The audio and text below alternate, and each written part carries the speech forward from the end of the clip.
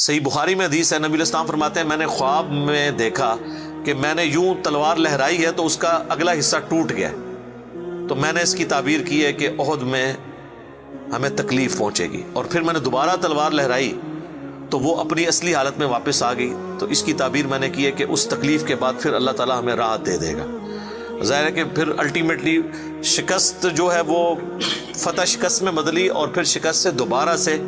Survival تو کم از کم ہوگی، اگرچہ کئی انصاری اصحاب جو ہیں وہ شہید ہوئے، مدینے کا کوئی گھر نہیں بچا تھا جس میں میت نہ ہو، ایک غم کا عالم تو تھا۔ مہاجرین میں سے بھی حضرت حمزہ بن عبد المطلب، ان کا غم ہی رسول اللہ کے لیے بہت بڑا تھا، وہ آپ کے بھائیوں کی جگہ بھی تھے اور چچا بھی تھے، دودھ پیتے، رضاعت کا رشتہ بھی تھا ان سے، بھائی والا بھی، آرمی چیف بھی تھے، بدر میں بھی احد کے اندر بھی، تو حضور کے لیے وہ بھی غم بہت تھا۔ حضرت حمزہ بن عبد المطلب کا غم اتنا بڑا غم تھا کہ صحیح بخاری میں ایک پورا چیپٹر ہے غزوہ احد کے چیپٹر کے اندر نا، اس کا عنوان ہی ہے حضرت حمزہ بن عبد المطلب کی شہادت، اور اس میں وہ لمبی حدیث ہے واشی کے بارے میں۔ دو تابعین جو ہے وہ واشی کو ملنے کے لیے جاتے ہیں، وہ شام میں شفٹ ہو چکے ہوتے ہیں، اور ان سے جا کے حضرت حمزہ کا قتل کے بارے میں پوچھتے ہیں،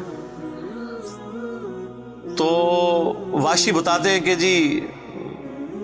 میری یعنی ڈیوٹی لگائی گئی تھی جبیر بن مطعم کی طرف سے۔ خیر وہ جبیر بن مطعم بعد میں وہ بھی مسلمان ہو گئے، وہ بھی صحابی ہیں، اور ہند جو بیوی تھی ابو سفیان کی، اس نے اپنے باپ کا بھائیوں کا بدلہ لینا تھا، تو وہ کہتے ہیں میں ایک پتھر کے پیچھے چھپ گیا اور میں انتظار میں رہا کہ میں موقع ملتے ہی، سامنے آ کے وہ نہیں لڑا، اس نے چھپ کے جو ہے نا وہ نیزے کا وار کیا، اور وہ کہتے ہیں ناف والی جگہ پہ میں نے نیزہ مارا اور وہ آر پار ہو گیا، اس کی وجہ سے حضرت حمزہ کی ڈیتھ ہو گئی۔ اور پھر کہتے ہیں میں جب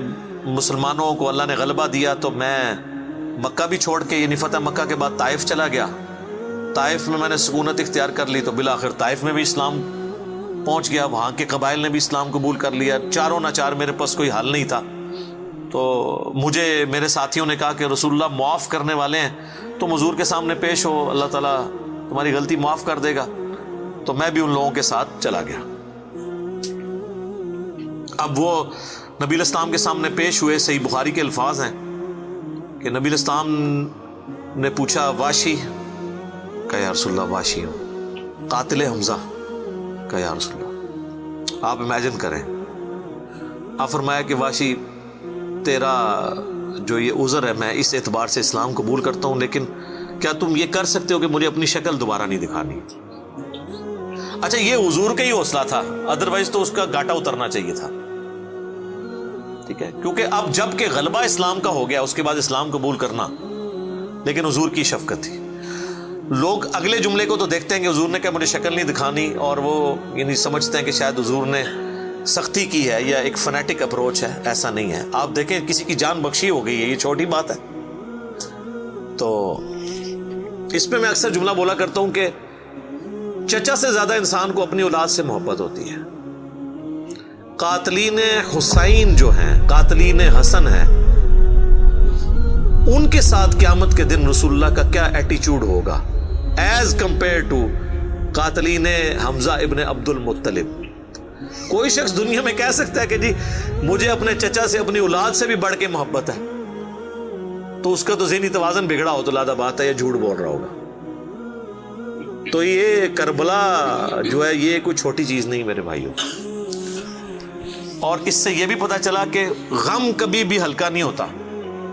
فتح مکہ کے بھی بعد کی یہ بات ہے، یعنی حضرت حمزہ کی شہادت کو کم از کم 5 سال تو گزر چکے تھے۔ 3 ہجری میں غزوہ احد ہوئی ہے اور 8 ہجری میں فتح مکہ، اس کے بھی بعد کا واقعہ ہے یہ، 8 کا بھی ہو سکتا ہے 9 کا بھی، چلو کم از کم بھی 5 سال۔ کسی نے حضور کو مشورہ نہیں دیا کہ سوگ تو 3 دن تک ہوتا ہے، لیکن یہ سوگ حمزہ نہیں تھا، یہ غم حمزہ تھا۔ ہم اختلاف کرتے ہیں سوگ حسین سے، غم حسین تو قیامت تک جاری رہے گا، جس میں یہ پیٹنے والا ماتم والا معاملہ نہ ہو، بلکہ حسین علیہ السلام کی اس دعوت کو یاد کیا جائے۔ خیر حضرت وحشی کہتے ہیں، ظاہر ہم تو ان کا احترام سے نام لیں گے، صحابی تو ہیں، وہ کہتے ہیں کہ مجھے پوری زندگی اس بات کا غم تھا اور میں اللہ سے دعا کرتا تھا کہ اللہ مجھ سے نہ کوئی بڑا کام کروانا ہے۔ تو بخاری کے الفاظ ہیں، وہ کہتے ہیں جب مسیلمہ کذاب نے دعوی نبوت کیا تو میں نے اللہ سے دعا مانگی کہ اللہ میں نے اسلام کے سب سے بہترین شخص کو قتل کیا تھا، یعنی حمزہ کو، اس میں کوئی شک نہیں ہے، میرا تو اجتہاد ہے، اگر حضور کی وفات کے وقت حضرت حمزہ زندہ ہوتے نا تو پہلا خلیفہ حضرت حمزہ نے بننا تھا، کیونکہ خلفائے راشدین جب موجود تھے، جب تک خلیفہ راشد نہیں وہ بنے تھے ابو بکر، عمر، عثمان و علی، ان کی موجودگی میں بھی حضور نے اپنا آرمی چیف حضرت حمزہ کو بنایا ہوا تھا۔ بدر میں حضرت ابو بکر، عمر، عثمان و علی میں سے تو کوئی نہیں تھا حضور کی طرف سے آرمی چیف، یا حضور ظاہر ہے حضور علیہ السلام کو تو میدان جنگ میں وہ نہیں آنے دیتے تھے، خیمہ پیچھے لگاتے تھے۔ احد میں تو چونکہ کافر آپ کے خیمے تک پہنچ گئے نا، اس لیے پھر آپ کو فرنٹ سے لیڈ کرنا پڑا، ادروائز بدر و احد میں آپ خود آگے جا کے نہیں لڑے۔ اور حنین کے موقع پر بھی 12,000 کا لشکر تھا اور صرف 80 بندے رہ گئے تھے، صحیح بخاری میں آتا ہے 12,000 میں سے، اور حضور اکیلے آگے جا رہے ہیں۔ اور پھر آپ کی دلیری کی وجہ سے آپ نے، بخاری کے الفاظ ہیں، آپ نے زمین سے یوں مٹھی بھری مٹی کی اور یوں کافروں کی طرف بھیجی، اور قرآن میں اس کا ذکر ہے وَمَا رَمَيْتَ إِذْ رَمَيْتَ وَلَكِنَّ اللَّهَ رَمَىٰ، اے نبی جب تم نے وہ کنکریاں پھینکی تھی وہ تم نے تو نہیں پھینکی تھی، وہ تو اللہ نے پھینکی تھی، بس وہ مبارک ہاتھوں کی برکت تھی۔ جب آپ نے یوں مٹی پھینکی تو سامنے جو قبیلہ حوازن کے لوگ جن کے تیروں کا مقابلہ کوئی نہیں کر سکتا تھا، ہر ایک کی آنکھ تک وہ کنکر پہنچا، وہ اندھے ہو گئے، اور حضور فرنٹ سے لیڈ کرتے ہوئے انا النبی لا کذب، میں نبی ہوں اس میں کوئی شک نہیں، میں عبد المطلب کا بیٹا ہوں اس میں کوئی شک نہیں، یہ آپ علیہ السلام یہ اشعار پڑھتے ہوئے آگے گئے۔ تو نبی صلی اللہ علیہ وآلہ وسلم کے لیے حمزہ ابن عبد المطلب کی بڑی اہمیت تھی۔ تو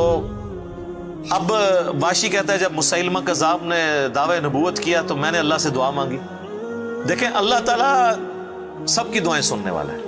اور میں نے کہا یا اللہ مجھے موقع دے، میں اسلام کے بہترین شخص کو میں نے قتل کیا ہے تو میں اسلام کے بدترین دشمن کو بھی میں ہی قتل کروں۔ دیکھیں اسلام کا بدترین دشمن وہی ہو سکتا ہے نا جس نے دعوی نبوت کیا ہو اور مسلمانوں کی جمعیت توڑ دی ہو اس وقت میں جب حضور کی ڈیتھ ہو چکی ہے، لیڈر جا چکا ہے، اور پیچھے مینجمنٹ کو کمزور کرنے والی بات ہے ہزاروں لوگوں کا مرتد ہو جانا۔ تو وہ کہتے ہیں کہ میں جب جنگ یمامہ کے لیے ندا کی گئی تو میں بھی اس لشکر میں شامل ہوا، اور میں نے اپنے وہی نیزہ جس سے حضرت حمزہ کو مارا تھا، سر عمر سیریز میں انہوں نے یہ سین فلمائے ہیں، وہ نکالا اور اللہ سے مانگا، اور کہتے ہیں میں نے دیکھا کہ وہ گھنگریالے بالوں والا جو ہے وہ اونٹ کی رنگت کا اس کا جسم وہ دیوار کے ساتھ ٹیک لگائے ہوئے کھڑا ہے۔ تو میں نے پوچھا کہ وہ مسیلمہ کذاب کون سا ہے، تو انہوں نے بتایا یہ ہے۔ انہوں نے دور سے اس کو مارا، ان کا نشانہ تو بڑا زبردست تھا، تو وہ مارا گیا اور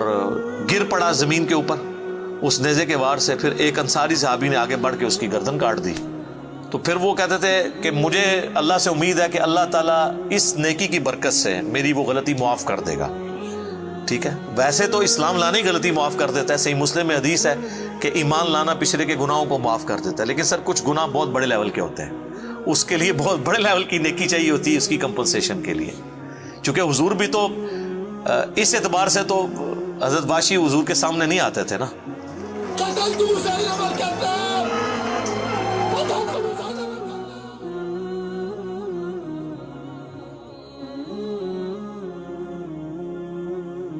اور یہ کتنی بڑی ان کے لیے تکلیف دہ چیز تھی کہ جس نبی کا کلمہ پڑھا ہے وہ کہہ رہے ہیں مجھے شکل نہیں دکھانی۔